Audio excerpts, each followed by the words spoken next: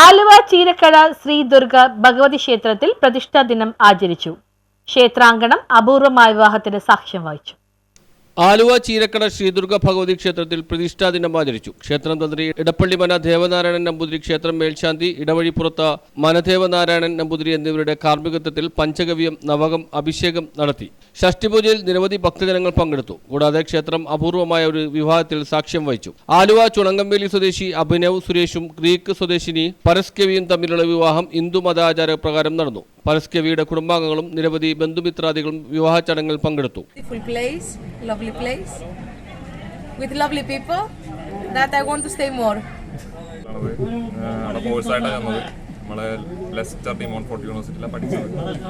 അപ്പോൾ അത് കഴിഞ്ഞ് വർക്ക് പാർട്ട് ടൈം ആയിട്ട് കിട്ടി. പിന്നെ ബാത്ത് എന്ന് പറഞ്ഞ സ്ഥലത്തേക്ക് ഞാൻ ട്രാൻസ്ഫറായി മാറി കെയർ ഹോമിലേക്ക് വന്നു. അവിടെ ചെന്ന് കഴിഞ്ഞിട്ട് ഞാൻ നാട്ടിൽ പോയിട്ട് തിരിച്ചു വരാൻ നേരത്തെ ജോലി ഉണ്ടായിരുന്നില്ല.